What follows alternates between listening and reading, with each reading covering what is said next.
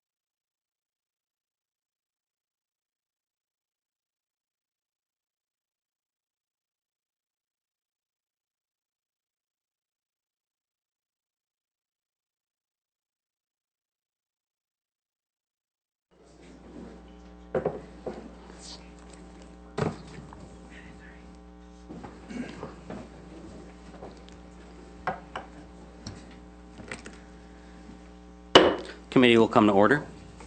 Thank you for alerting us to the issue with the live stream. We will start over your 3 minutes now. Before that starts, I have have something I'm going to read here. I did a recording of it last night. It's 2 pages. It took me 6.5 minutes to do a recording. I can do it in about 5 minutes right now. This is good information. This is good information for everyone that we need to hear. Okay, the rules say you're allowed 3 minutes, but you can ask an extension from the chairperson. So your 3 minutes are going to start now. So the lesser magistrate doctrine, a sword against unjust Adam edicts and Michael. tyranny. This is written by Pastor Matt Truell. Many Americans seem to know that America's founders gave us 3 boxes through which we can resist tyranny, namely the ballot box and the jury box, and the cartridge box.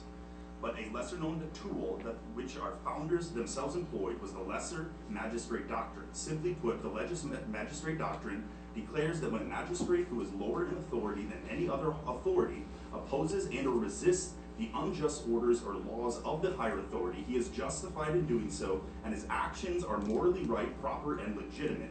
The example, if Congress or the president makes an unjust or immoral edict, a state legislature or the governor could stand in defiance of their unjust edict and refuse to obey or implement it. They could, in fact, actively oppose it, or for that matter, a city council or mayor, or in your case, a county commission, could act in defiance or opposition of an unjust edict by a higher authority. The lesser magistrate doctrine became important to Christian men during the Reformation, though it had been spoken of and practiced prior to that by Christians. For example, the Magna Carta was written by a group of barons or lesser magistrates who had the tyrant King John of England sign it in the year 1215 at Runnymede, which is located south of London. The great document, which stands in defiance of tyranny and oppression by making clear that the state has limitations and that all are subject to the law, people and state officials alike, was penned by Christian men.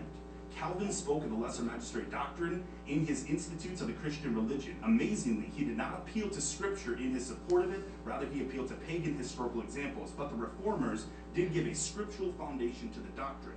John Knox, for example, in his Appellation, written to the nobles of Scotland in 1558, cites many passages to support the doctrine. Knox wrote his Appellation to the nobles because the Roman Church had condemned him and burned him in effigy. He wrote to declare to the nobles as lesser magistrates the responsibility in protecting the innocent and opposing those who had made unjust decrees. Knox made it clear that the duty of the lesser magistrates is to resist the tyranny of the chief magistrates when the chief magistrate exceeds his God-given authority or actually makes declarations which are in rebellion to the law of God. He exhorts the nobles, the lesser magistrates, in his Appellation. You are bound to correct and repress whatsoever you know him, the higher magistrate, to attempt expressly repugning to God's word, honor, glory, and what you shall espy him to do against his subjects, great or small. Some of the scripture texts Knox cites to expound on the lesser magistrate's doctrine is Daniel 3, 1 Kings 12, 2 Kings 11, and Jeremiah 26, verse 12, 10 through 16, chapter 36, verse 9 through 31. All right, that's 3 minutes. You will have an additional 3 minutes at the end of the meeting. Ask you to conclude your remarks.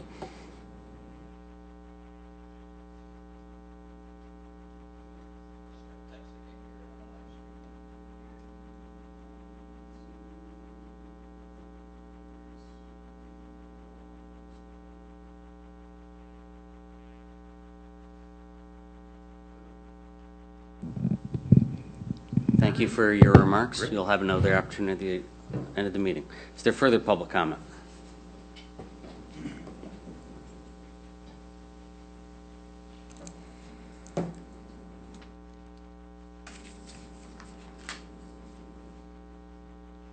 Larry Bass, Carlton Township. I haven't been able to attend the last couple of meetings because health got in the way. But the good news is I did get my law degree from Holiday Inn Express during that time, and I'll be taking the bar exam next week. So I want to talk a little bit about the health board meeting that happened last Thursday. I went back and did some research because there were some changes to the agenda. From January 18th to 10/21, January of 18 to October 21st, there was always 2 public comment sections in the agendas. That got dropped down to 1 last Thursday on the 28th. inquiring minds would like to know why sometime outside this meeting. The time researching also the history I've accomplished, and I apologize for stuttering. The public comment sections have always allowed 3 minutes per individual speaking. That was dropped down to 2 minutes last Thursday. Now, I don't know if that's legal or not. We didn't study that at Holiday Inn, but it's. Sorry about. Can I start over now, Ben? No. Anyway, the other thing that happened is that meeting was adjourned before I had a chance to speak. I somewhat understand the logic behind that, but I was denied an opportunity to speak. That's in violation of the Open Meetings Act, of which I've done nothing about to this point. There seems to be a lot more uproar. I recognized most of the people in the audience last Thursday, and they seem to be almost 100% Berry County. Happened to meet with somebody from on the Board of Commissioners yesterday, and they're having very little dialogue about the mask mandates and what have you in Eaton County. Now, having said that, I am totally opposed to mandates issued by non-elected officials. And I also strongly support separation of the two counties in the health board.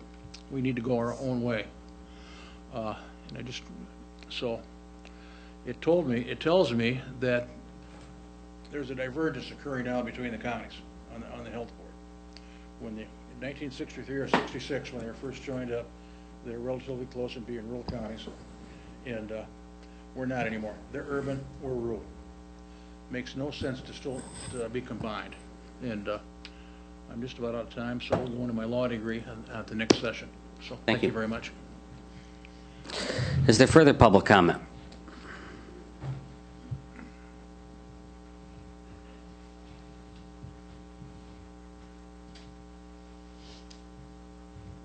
Sharon Olson, Irene Township. I also was at the meeting, did not get an opportunity to speak.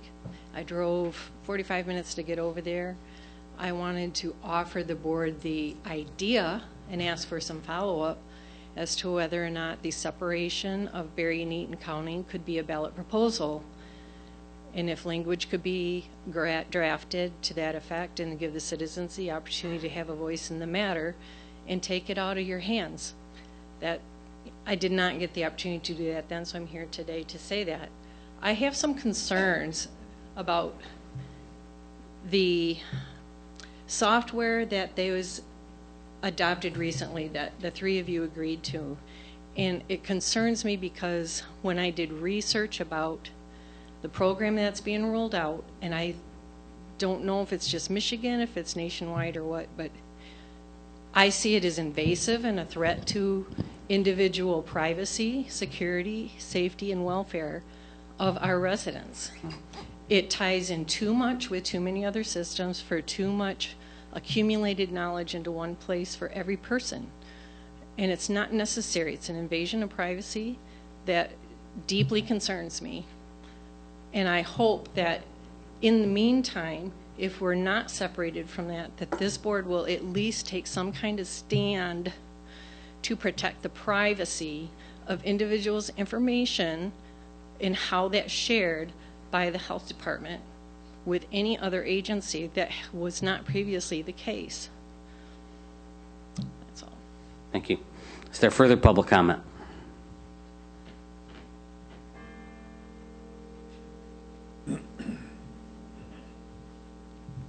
Good morning. Good morning.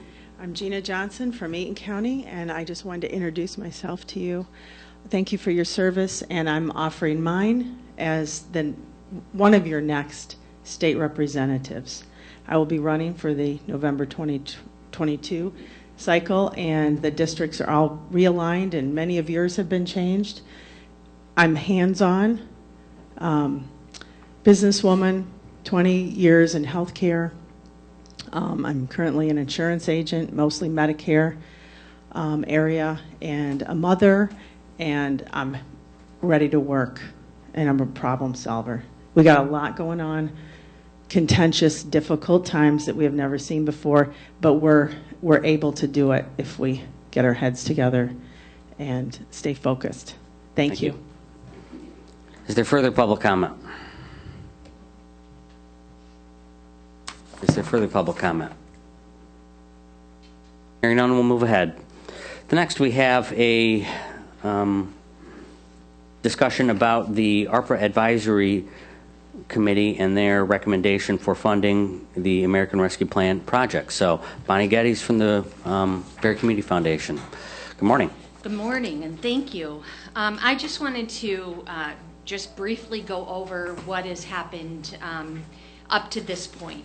We have an amazing committee with Lanny Forbes from the United Way, Carla Neal, retired from Pennant Hospital, Gregory Moore from Consumers Energy, Craig Jenkins, who is not able to be here today, who is a Delton School Board member and resident, Jennifer Heinzman from the Berry County Area Chamber and Economic Alliance, Robert Geyer, who's a retired business, he is a business consultant now with Crow in Crow-Howarth, Cindy Vuja, who's retired from the Delton Kellogg Schools, as well as the Berry County Economic Alliance.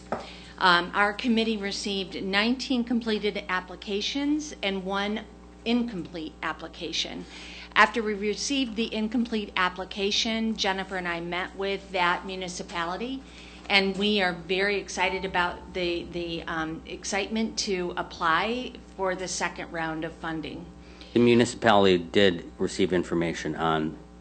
Every municipality received all the information. We sent out several emails, and then if we didn't hear back from them, we called the municipalities to make sure that they were okay. If they wanted help or didn't want help. The committee actually went and met with several of the townships and really sat down and talked to them about the process and thinking about long term, not just spending money, but truly investing it for future economic purposes, and not necessarily just about economic purposes, but about residents and their ability to thrive and survive.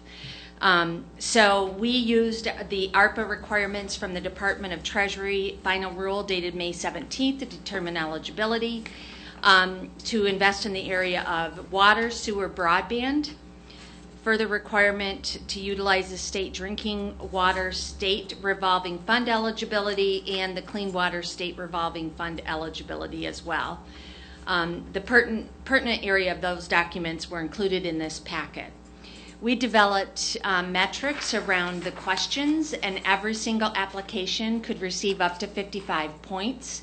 The application was actually created from the federal requirements for reporting back to the federal government to make sure that the applications really reflected what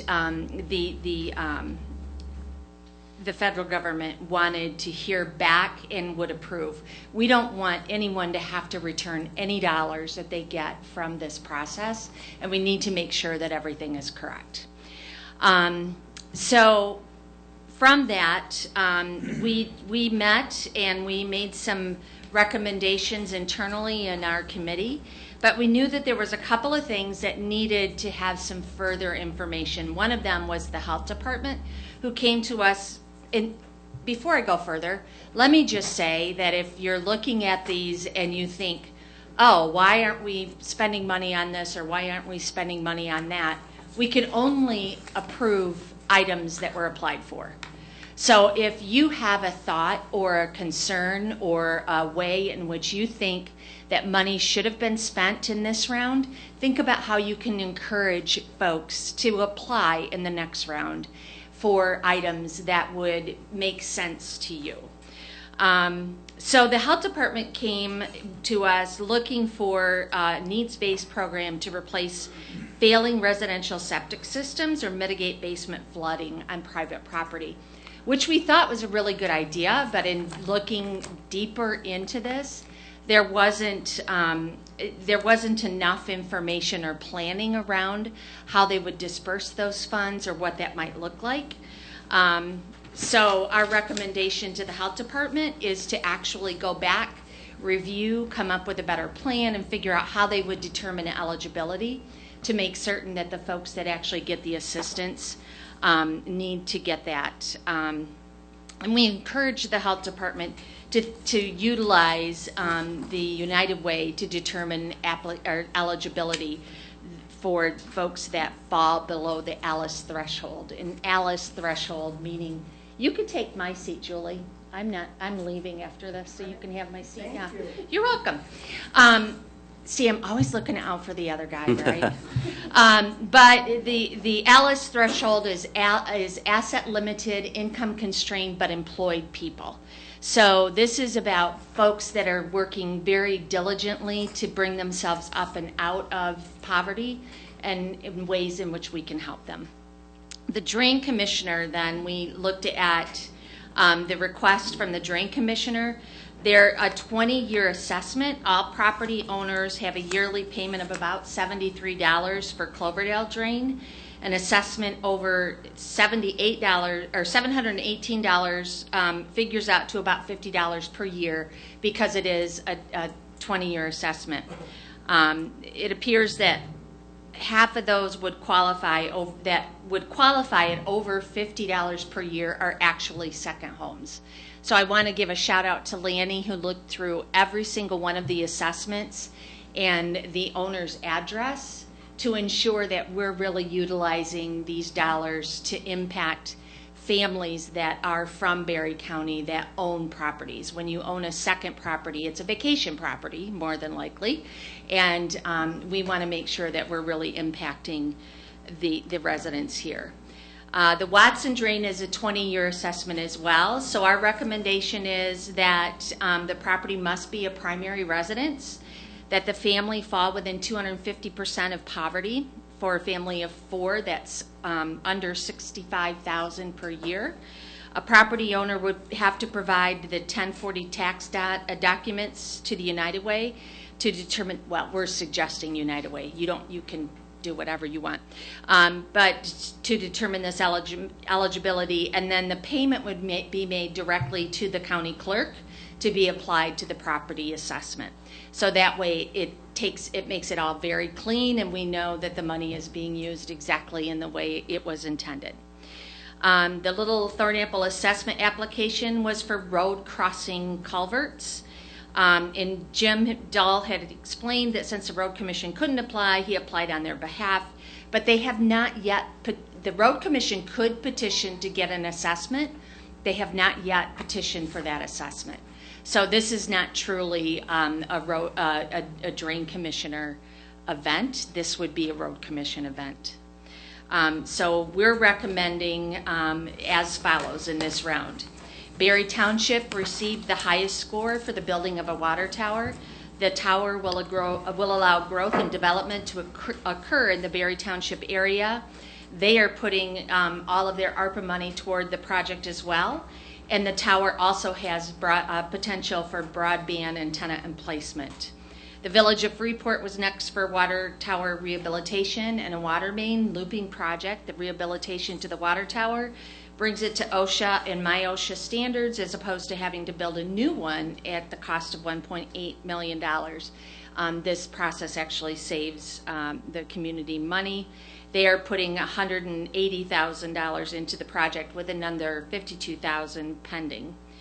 Berry County 911's request to was placed third for an 800 millihertz tower, and I hope I did that correctly with Megahertz. Megahertz, not milli. Okay, so they need the coverage for dispatching police, fire, and EMS, and our committee really felt this really spoke toward safety for many of our residents. It also has the potential for broadband antenna. The Drain Commission projects placed 4th and 5th. The recommendations were listed above that we would actually, and the money is in the spreadsheet on the back. The Berry Eaton Health Department request for repairing failed septic system scored 6, but due to needing more information, it was not recommended for funding at this time. Berry County Parks and Rec Trail paving scored the next highest. The recommendation was based on additional grants that are attainable, and the dollars from this can be used for matching funds. And the park and trail system has been greatly utilized during the pandemic, and we feel that that's going to go forward. Activate Berry County funding to assist with the development of a community food center, and that really is about access to healthy foods for our entire community. Berry County Road Commission utilized ARPA revenue replacement calculator to determine the loss of funding. And we all know that the Road Commission is reliant on gas and road tax. And during the pandemic, gas significantly, the loss of gas purchase actually significantly impacted their budget. And we're recommending $240,000 for them. And then Algonquin Lake Association would utilize $14,000 for a sewer and broadband study, not to include some of the township that is not just Algonquin Lake. So again, I want to thank the committee. If anybody has anything you would like to say. I know. Lanny did a lot of extra work, and I want to point that out, that she really did the majority of the work on this. I just happened to be the eye candy, apparently, so here I said it. All right. Well, thank you, Bonnie. You're welcome. Let's open it up to discussion from commissioners. We may want to. What are the board's thoughts? Catherine. I appreciate the committee's approach to this. They did the research. The document that Bonnie is referring to that provided guidance was, 110 pages long. And to specifically design the application so that we can ensure that we're spending the money correctly and that there aren't going to be any problems down the road,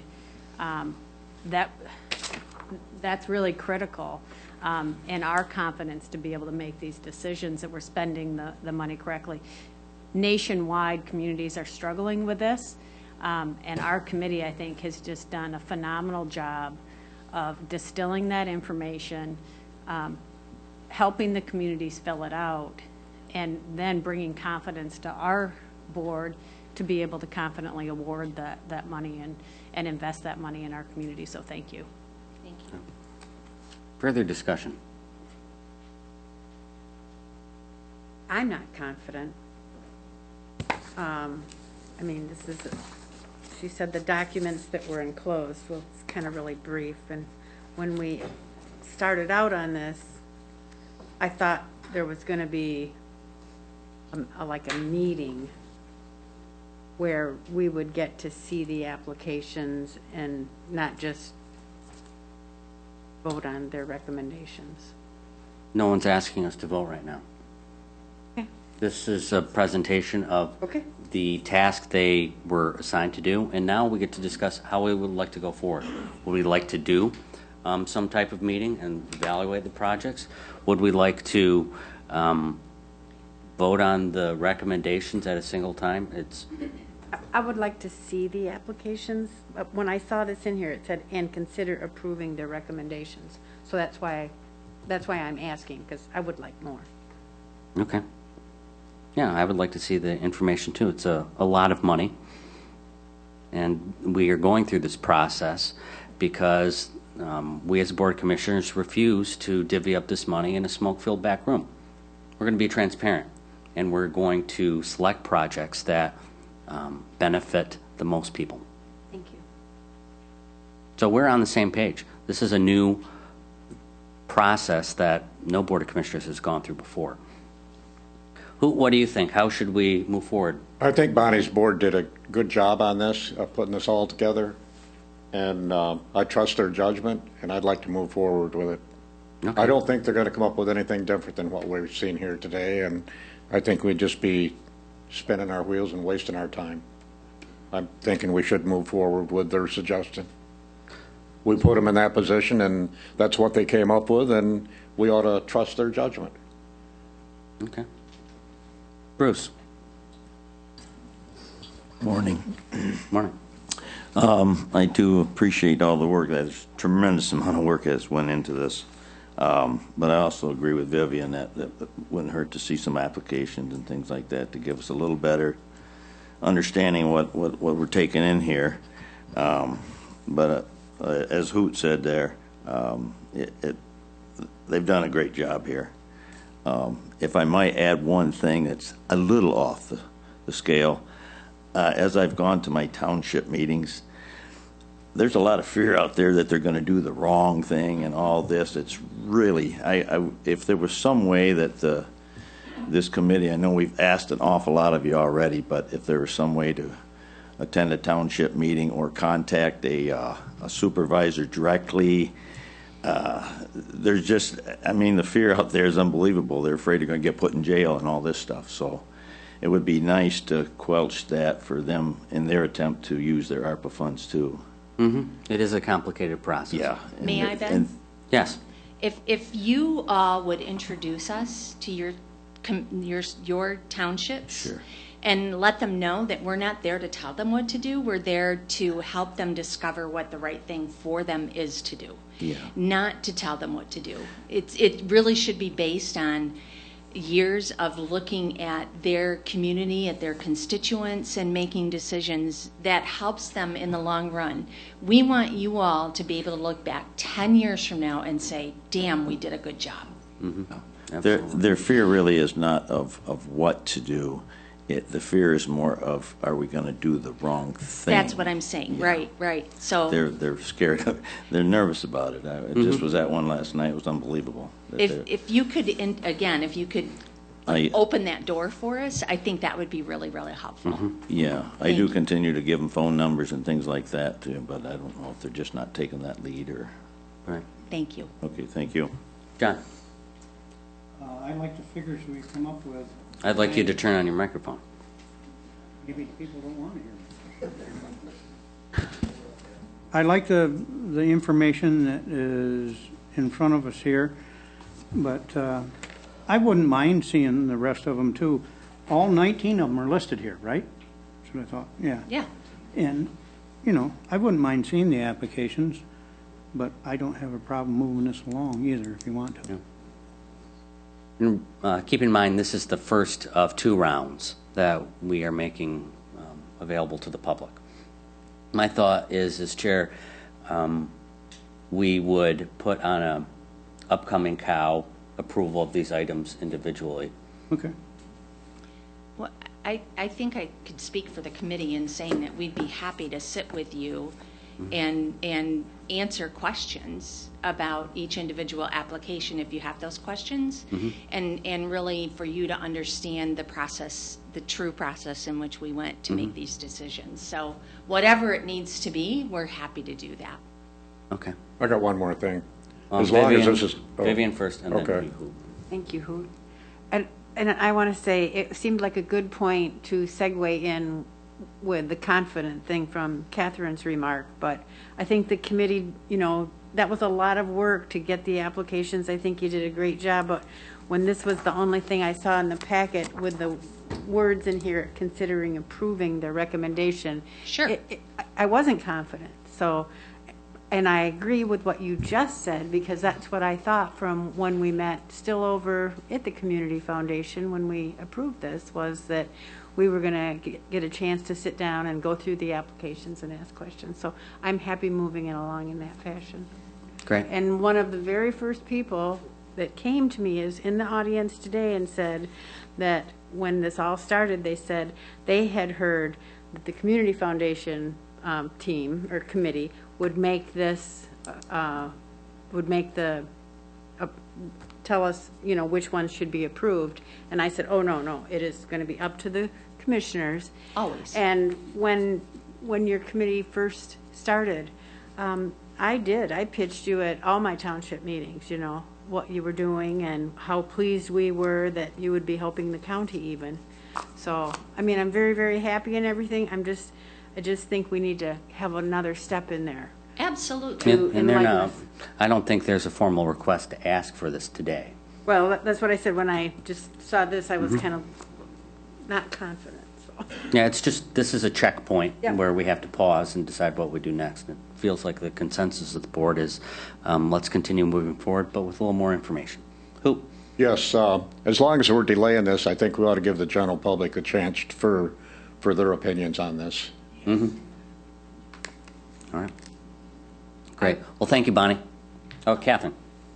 Just so that we're clear, you know, the recommendations are based on the guidance that's been given us through the Treasury Department. And so we're not willy-nilly investing $6 million. That I want people, when they, you know, do your research. There's very specific guidelines out there, and the committee has spent hours and hours and hours making sure that we were following those. Okay. Thank you. Thank you, Bonnie. Thank you. Moving ahead. Berry County Transit Director Bill Voigt. At this time, the chair would entertain a motion to recommend to the Board of Commissioners adoption of Resolution 2123 to approve a new master agreement for 2022 through 0013 between the Michigan Department of Transportation and the Berry County Board of Commissioners, and to authorize Transit Director William Voigt to enter into and execute all such projects authorizations with the Michigan Department of Transportation. I'll make that motion. Support. The motion is made by Gibson, supported by Smelker. Discussion. Good morning, Bill. Good morning. What do we have here? We have a new master agreement with the state of Michigan that allows us to do business with the state and federal government. And that would be things like the procurement of buses at no cost to Berry County taxpayers, reimbursement for our eligible expenses as we move forward. This is a common thing that every few years a new master agreement is issued. And we ask that you would adopt that. Is there any discussion? Hearing none, the question before the committee is to recommend to the Board of Commissioners adoption of Resolution 2123 to approve the new master agreement 2022-0013 between the Michigan Department of Transportation and the Berry County Board of Commissioners, and to authorize Transit Director William Voigt to enter into and execute all such projects authorizations with the Michigan Department of Transportation. All those in favor say aye. Aye. Aye. Opposed, nay. Motion carries. The chair would entertain a motion to recommend to the Board of Commissioners adoption Resolution 2124 to authorize Transit Director William Voigt to execute Master Agreement 2022-0013 on behalf of the Berry County Board of Commissioners. Is there discussion? Hearing none, all those in favor say aye. Aye. Opposed, nay. Motion carries. Thank you. There you go. I don't think anybody made the motion, No one motioned. but I will make that motion. I'll support it You know, if necessary. Do we need it? yeah, I mean, transit just trucks along all the time, you know, just focused on, you know, moving forward like the buses. Yeah. I forgot to get you all on board. So at this time, the chair would entertain a motion to recommend the Board of Commissioners adoption of Resolution 2124 to authorize Transit Director William Voigt to execute Master Agreement 2022-0013 on behalf of the Berry County Board of Commissioners. Catherine, who's got second? John. All right, we're all on board. Is there any further discussion? Hearing none. All those in favor say aye. Aye. Aye. Opposed, nay. Motion carries. Thanks, guys. Teamwork makes the dream work. Thank you. All right, the next item from our Specialty Courts Director, Tammy Price. At this time, the chair would entertain a motion to recommend to the Board of Commissioners approval of the fiscal year 2022 grant contracts for Adult Drug Court, Sobriety Court, and Swift Insure Sanctions Program, Probation Program, and authorize Chairperson Ben Geiger to sign via DocuSign. I'll make that motion. Support. Motion by Gibson, supported by Smelker. Discussion. Good morning, Tammy. Good morning. So this is really, in my opinion, another easy vote. The state has given us $124,000 to fund our adult drug court. The state has also given us $125,000 to fund our Swift Insure program.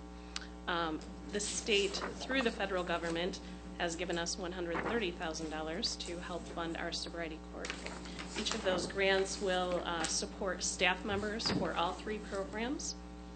Drug testing, which includes lab testing, and a drug tech through the Sheriff's Department, and also some weekend drug testing.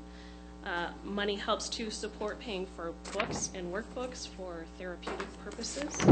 Our MRT program, which is moral recognition therapy, each of our participants is required to go through that program. Geez, thanks. It also helps to fund curfew checks through the Sheriff's Department. Our Berry County Community Mental Health Liaison, who sits on our treatment board.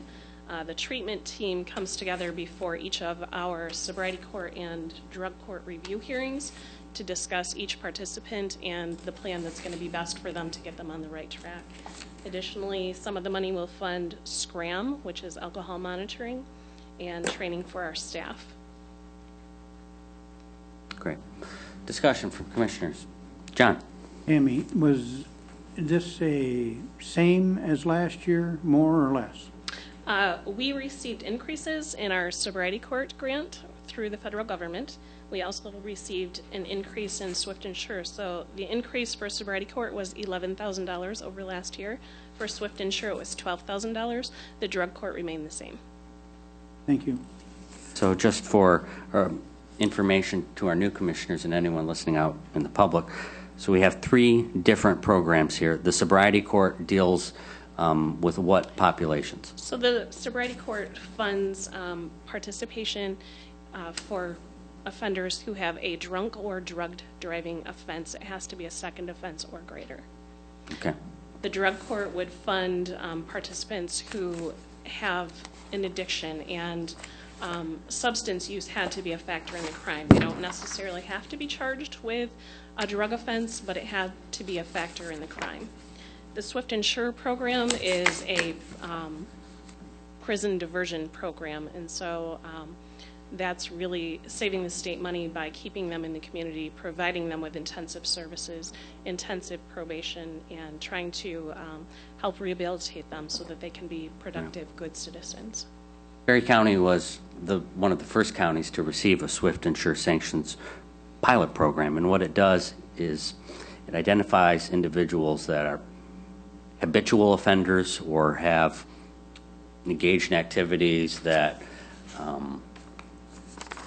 have really invested themselves into the criminal justice system. So the SWIFT program, part of the program is they are visited by law enforcement every night, or? No. So the Swift Insure program offers intensive probation services. Right. So they're required to come in and meet with their probation agent, depending on which phase of the program they're in.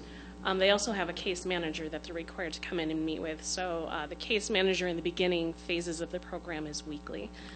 They're high-risk offenders, so they score high in risk and needs, either on the COMPAS or the ORIS. And so we really focus on addressing those risks so that we can reduce their risk to reoffend and keep them safely in the community. The intensive supervision piece is kind of the key factor in it. The Sheriff's Department does do curfew checks. COVID kind of put a wrench in that whole thing, but for the most part, people are getting curfew checked once or twice per month. Additionally, on top of that, they have to come in and drug test at least twice per week. The Sheriff's Department is back open, so we're now able to do that on the weekends as well. So they're constantly seeing some member of our staff and checking in. Also, if they have an addiction issue, then they're required to attend self-help meetings. On top of that, they have to go through our COG program, our MRT program, and potentially relapse prevention. And if the individual is found to have drugs in their system or violated their agreement, they immediately go before a judge, right? Yes. So the state requirement is within 72 hours. When I did the report this past year, we're under a day. So most people do get before the judge immediately. So traditionally, I mean, in past practices, you might have a long period of weeks before you went before a judge, but the SWIFT part of it, you go and be held accountable. And it's a behavior modification program, which is that whole thing of being SWIFT. It's fair because they know what the consequence is going to be. We lay that out before them when they first come into the program. So if you offend and you report to us, hey, I used alcohol last night, I relapsed, and you come to us and you ask for help, it's less jail time. If we have to go through the process of getting a drug screen and sending it to the lab and making that confirmation, taking it to a hearing, then the penalty is 15 days. All right. Questions from commissioners? Bruce, do you have anything? No? Thank you. Vivian? What's the, I don't care, glass half full, glass half empty? What is the recidivism, thank you, rate or the success rate of that program? So for the Swift Insure program, and really it depends on what time period you're looking at, COVID did not treat our population well. We had a lot of people abscond during that period of time. But for 2021, we had 28 people in our program. 8 of those participants graduated successfully. We had 6 terminations during that time. What happened to the other? That's 8 and They're 6 still are in the 14. program. Oh, they're still in the program? And they're Yes. still following? Yeah. Mhm. Yeah, with occasional violation here and there, but that's expected. We have people who were deeply ingrained in some criminal behavior, and it takes some time to pull them out of that. Okay, thank you. Who? No questions. John? The chair and I went to the last Community Corrections We did. Advisory board. Committee meeting. Very enlightening, and I believe the money is well used. Mhm. And we took Hoot's place. He goes regularly, but he was on the ill side. Yes, thank you for attending that. Catherine? I think Berry County's lucky to have this. It really goes to the root of the problem and tries to pull people out of it and keep them out of jail, which in the end costs us a lot more money. Yes. If there's no more discussion, the question before the committee is to recommend to the Board of Commissioners approval of fiscal year 2022 grant contracts for Adult Drug Court, Sobriety Court, and Swift Insure Sanctions Probation Program, and authorize Chairperson Ben Geiger to sign via DocuSign. All those in favor say aye. Aye. Aye. Opposed, nay. Motion carries. Thank you, Tammy. Thank you. All right, our next item will be presented by Luella Dennison and Stephanie Lehman.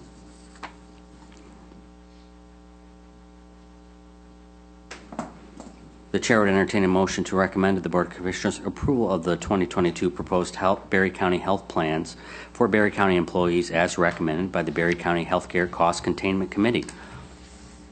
So moved. Gibson? Second. It's made by Gibson, supported by Connor. Good morning. Good morning. So what do we have here? It's that time of year again where we're looking at new health plans for the employees for 2022. The Healthcare Cost Containment Committee met and reviewed the renewal rates that we got from Blue Cross and Blue Care Network, and agreed to move forward with those plans again for 2022. So the only real change here are the costs. There was a slight increase this year depending on the plan.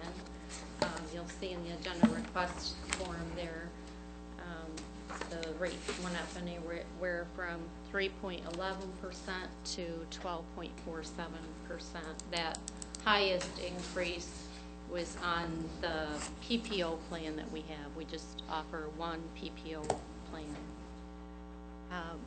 And the other thing that was a little bit new this year is there is a new chronic conditions rider that was available for HSA plans, which basically takes some medications that people with chronic conditions take, and it adds those to the list of preventative items that are covered at 100% on the HSA plan.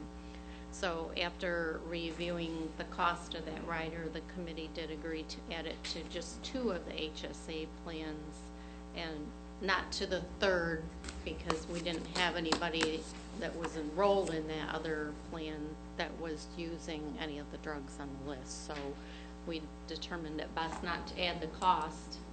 It was not adding value to the people. So the other thing I would point out is that the increase in the caps that the legislature says that we're approved to pay as a county government was 3.7% this year. I think that is the largest increase that we've had since the caps have been put in place. And the caps adjust by the medical rate of inflation?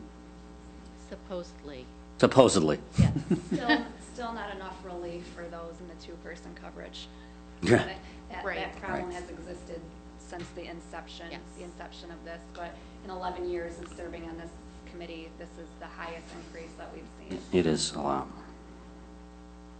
Stephanie, Discussion. would you like to have Yeah. any? Stephanie's a very valued member of the committee. I mean, they're all valuable, but Stephanie puts a lot of work into it and has some expertise from her background. I think in the spirit of transparency, I tried for a number of years to get off this committee and was told your request for resignation on this committee has been denied. I think that it's really important that this body of government and everyone understands recruitment and retention in today's climate is incredibly difficult. And the committee is tasked with not only making sure that we are offering an equitable, a good health insurance plan, because your overall, compensation package matters, but it has to be affordable. And so I feel as a group have run the gamut over the last 10 years, researching the different types of health insurance options, the different types of quotes. We've looked at what other municipalities have done. We've compared that with what they're doing in the private sector. We're very happy with the broker, if you will, that we use. He's very knowledgeable. Bruce is great. But I think that it's important, the work of the committee, that people continue to participate and care and continue to do that, because unfortunately, as an administrator, it doesn't appear that there's any end in sight or any near relief, any relief coming in the near future for what we're seeing in terms of recruitment and retention. Like Luella noted, the chronic conditions rider, that's not something that we've ever been able to offer before, and I think that matters, especially to those that are, that we're fortunate enough to have working here in Berry County, that have diabetes, that have children who are asthmatic, that are taking, chronic conditions. Maybe you have an autoimmune deficiency disease, maybe you have a cardiac condition. There's a little bit, you're going to pay a little bit more for it every other week out of your paycheck, but there's going to be a little bit more relief for you when you go to the pharmacy. And so we kind of grappled, the committee kind of grappled with that. Do we put it on all? Do we not put it on all?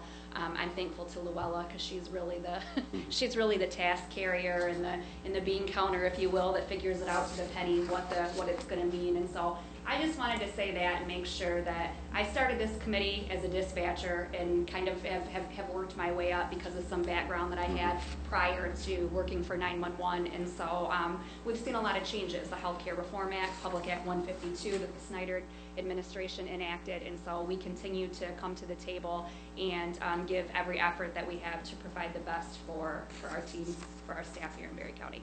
So. Thank you, Stephanie. Discussion from commissioners. We'll start with Commissioner Getty. Do you have anything? No. John? I have nothing. I have confidence in this committee. They've been on there some time. Ooh. No. Vivian? No. Bruce? I'm good. All right. Hearing no further discussion, the question before the committee is to recommend to the Board of Commissioners approval of the 2022 proposed Berry County health plans for Berry County employees as recommended by the Berry County Healthcare Cost Containment Committee. All those in favor say aye. Aye. Aye. Opposed, nay. Motion carries. Thank you. The next item is from the Berry County Animal Shelter and will be presented by its director, Ken Kirsch. At this time, the chair would entertain a motion to recommend the Board of Commissioners approval to spend $5,065 from the Animal Shelter Donation Fund for the purchase of a pre-made barn. So moved. Gibson. Support. Motion by Gibson, supported by Getty. Discussion. Good morning, Ken. Good morning. How's everybody doing? Doing great. Good, good. Yeah, so, this year I got the grant to do some building repairs out at the shelter, and one of the things I had done during that grant from the 270 was I had that 20 by 12 concrete slab poured, and then the wiring for a building. Of course, I couldn't fit in the grant monies allowed all the projects and this pre-made barn. So we've got $277,000 in our donation fund, and I'd like to take $5,065 of that to purchase that that pre-made barn and place it in place of, right now I'm using a garage in a box, and I've had that for about 4 years, and it's definitely taken its toll. And I think I've spent more in repair tape, fixing those the holes in it, than I actually have when I bought it originally 4 years ago. Big box. Big box. Discussion. This going to be used for housing a vehicle? No, I'm actually, right now, the tent, I'm using it for the snow blower, the lawnmower, the riding lawnmower, the shovels, outdoor equipment, dog cages, extra cat kennels, the ice, the de-ice for, just outdoor equipment is what it's for. Make sure you put the lawnmower in the back, and the snow blower by the door. I already switched it around the other day, and somebody got really mad at me. They said I jinxed this. I said, yeah, well, Any further discussion? Hearing none, the question before the committee is to recommend to the Board of Commissioners approval to spend $5,065 from the Animal Shelter Donation Fund for the purchase of a pre-made barn. All those in favor say aye. Aye. Motion carries. Thank you very much. Thank you. Break. If there's no objection, we'll take a break. Hearing no objection, we will recess for 10 minutes. Thank you. Sorry. I forgot.